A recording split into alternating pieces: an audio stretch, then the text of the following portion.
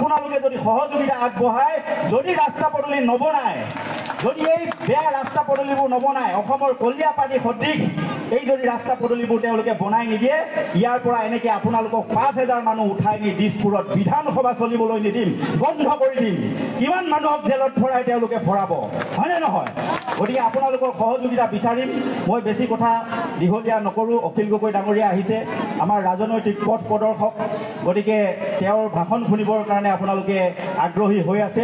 গতিকে মই ইমানখিনিকে কৈ মোৰ বক্তব্য সামৰিছোঁ। যদি পুনৰবাৰ কওঁ, যদি আপোনালোকে মোক কেতিয়াবা আপোনালোকৰ ইয়াত সেৱা কৰিবৰ কাৰণে সুযোগ দিয়ে, মই নেতা নহয়, কুৰ্তা বগা চাৰ্ট পাইজামা পিন্ধি পেটুৱা নেতা ঘূৰি থাকে। আমি এনেকুৱা নেতা হ'ব নিবিচাৰোঁ।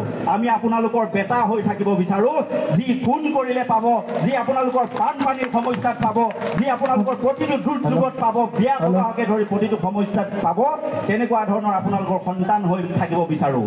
গতিকে আপোনালোকে যদি আগন্তুক ২৬ত আমাক সুযোগ দিয়ে, তেতিয়াহ'লে দেখাই দিম অখিল গগৈ ডাঙৰীয়াই যেনেকে ক'ৰবাত বানপানী হ'লে লং পেণ্ট কুচাই বানপানীৰ মাজে মাজে মানুহৰ ঘৰে ঘৰে ঘূৰি ফুৰে, ক'ৰবাত যদি এটা ৰাস্তা বোকা হ'লে সেই ৰাস্তাত গৈ উপস্থিত হৈ লগালগ সেই ৰাস্তা বনাবৰ কাৰণে ব্যৱস্থা কৰে, ৰংঘৰ কাৰেংঘৰ তলাতল ঘৰৰ চেহেৰা বদলি কৰি দিছে।